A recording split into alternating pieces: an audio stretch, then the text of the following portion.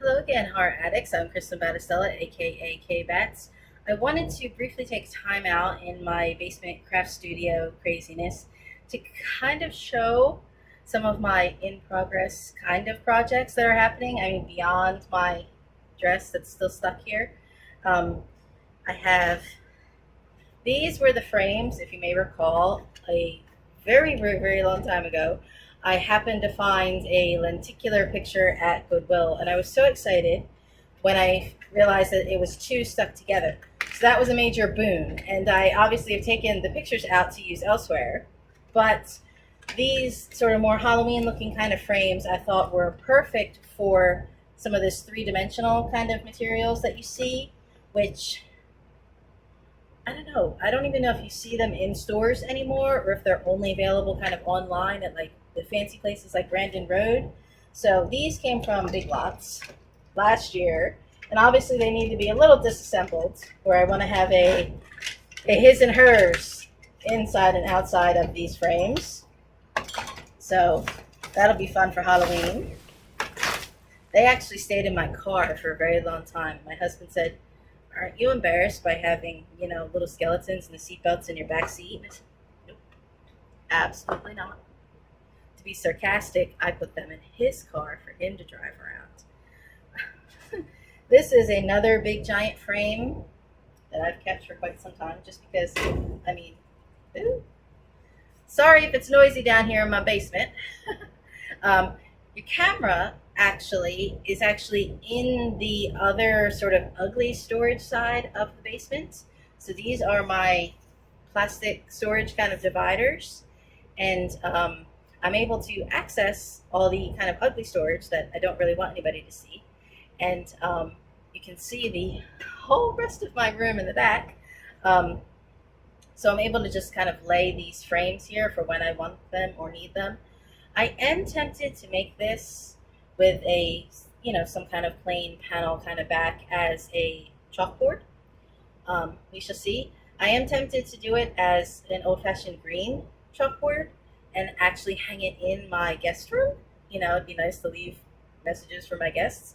But at the same time, I'm afraid that because I was a kid who hated white walls and eventually got fed up and looked at that as blank paper and just wrote on the walls, I'm afraid that, all the little kid hands that are going to be in the guest room are just going to take the chalk outside the lines. So I'm not sure about this project. Maybe not.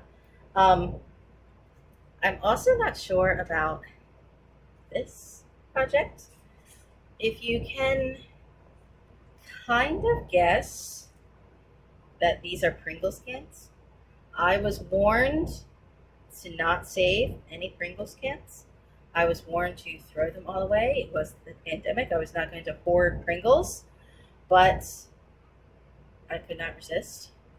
And I thought that where the lines of the cans kind of meet would make a nice kind of spindle effect, be some kind of chunky kind of candlestick. And I was working on painting it in some kind of mixed kind of black or brown kind of. I wasn't quite sure which style I liked, if I wanted it to be brown with black rings or vice versa, but I kind of don't like it. I feel like if it weren't a pandemic and I could just go out and explore and, root around for whatever I want, I feel like maybe I would have some kind of wood plaque or maybe like a terracotta kind of pot kind of round for the top and bottom to maybe anchor it or give it that kind of silhouette, kind of expansive kind of shape. But right now it just looks like a plain chunky can. I mean, compared to, this is a lamp base. So compared to having something like that on the bottom or then another kind of cap kind of motif on the top, this seems like what it is, painted Pringles cans. So I've set this aside. I don't think I'm really going to go back to it unless I see something someday where that would be some kind of affordable attachment. But at the same time, it's like, I don't really want to put money into it. It was just Pringles cans. But this may be the base of one of the spooky orbs that I had in mind. I'm not sure. And I have a cloche that I found ages ago, before the plague, that of course I can always doctor up. And this is really cool. I got this at Big Lots for $4. I think it actually had, you can see that there's still styrofoam in it. I think this must have had some other kind of Halloween kind of floral or design or something in it, but when I saw it at the store, it was just lying on a bottom shelf like this, broken. And I think the employees kind of know me there, probably because I was the person who set off all the, Halloween stuff in the middle of the Christmas section, setting off all the little sensors and alarms and everything. Um, I said to them, would you sell this to me? And she put a sticker on and gave percentage and said, well, $4, is that okay? I said, well, yeah, I couldn't buy a little urn style like this for that price. Or if I did, maybe it'd be something that I would have to paint black anyway.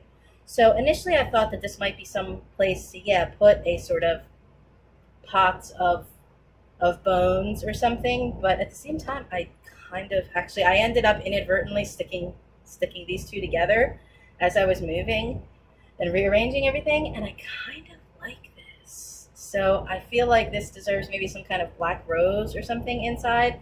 I'm not sure. It was just like a wonderful happenstance as I was trying to move and rearrange everything. And I guess that's kind of what I love about my little room here now. Everything is just mess. This is one of my bags that I just keep all my active kind of current sewing things in. So there's more purple in here, purple, and more of this dreaded clearance lace that for some reason just keeps on giving. It's like Mary Poppins. This roll just never seems to end. This is a bag of bones. This was $5 at Goodwill. And so I don't know if I'll do these as some kind of wreath or try and make some kind of tower of bones. I don't know. But this is another one of those, when we ever get to go back to the thrift stores, just, you never know what you can find. I mean, even when it's out of season. So that's really awesome. And I don't think you can see here with my camera, but I actually have a short ironing board. I have these tall towers. And then I have several, I think 3 short ones here. And I have this short ironing board, which was actually in the house here when we moved. And it was upstairs, and I brought it down here because, again, as an ironing surface when I'm sewing or just when I'm pinning things together as a soft surface. But I can also move it and use the tops of the plastic storage as another kind of shelf table, kind of again, so I have what I think are my current craft projects here. So that way they are kind of in sight. That way I can be inspired to grab them and do something and use them. So we shall see.